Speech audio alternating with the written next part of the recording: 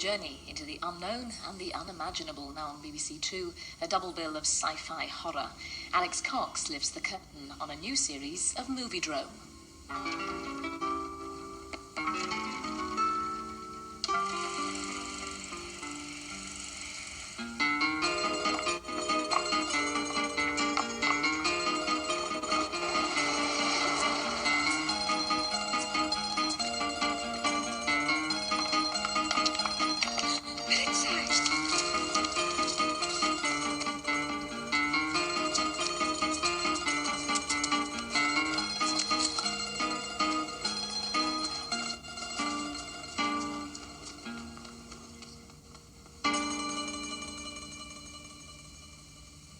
Good evening, and welcome to the new season of Moviedrome.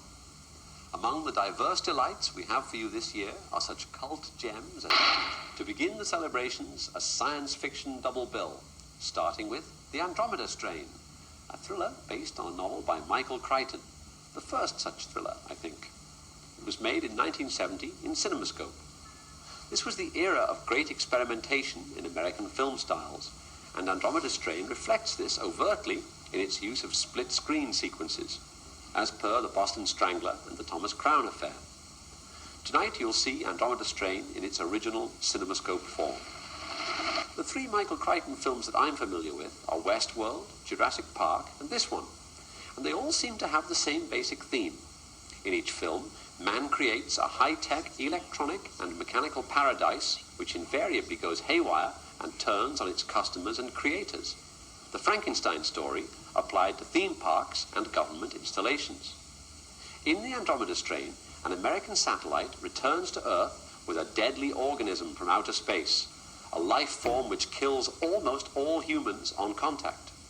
While the scientists urge nuclear destruction of the affected area and politicians weigh up the likely consequences of incinerating select portions of the USA, a team of ace biologists and surgeons struggle to isolate the alien bacteria and find a cure. What's really interesting about this movie is its matter-of-factness.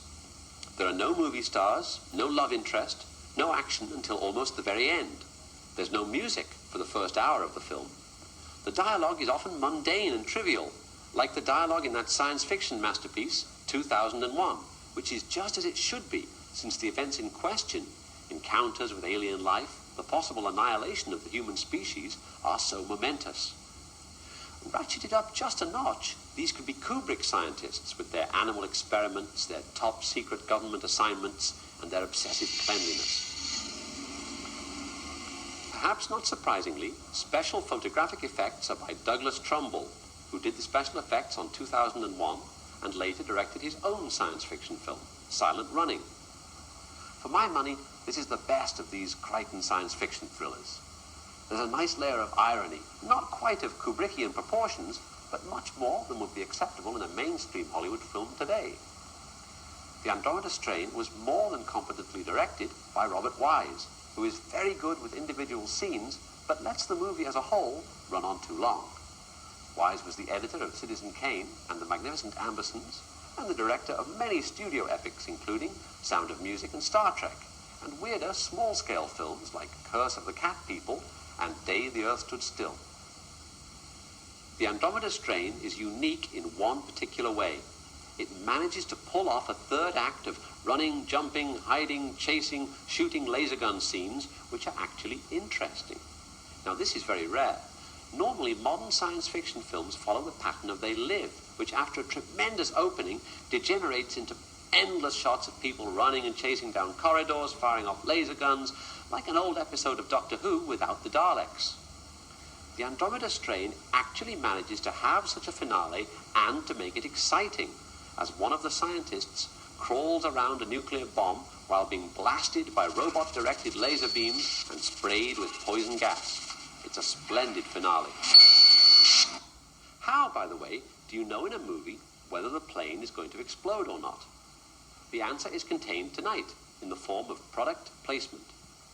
Product placement is a form of baksheesh, whereby the film's producers or the studio agree to have the actors use a certain brand of deodorant or drink a certain type of canned beverage or fly a certain carrier's planes. In return for the free advertising, the film receives free beer or plane tickets or a certain brand of sweetener is added to somebody's Swiss bank account.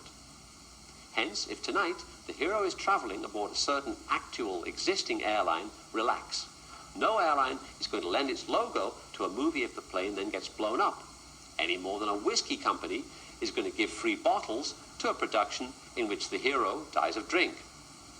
So, from now on, if you see Warren Beatty getting aboard a plane bearing an obviously fake airline logo such as American Transair, be on your guard. At very least, there's going to be a mid-air collision and Warren is going to have to wrestle the old Airbus in for an emergency landing on the M6.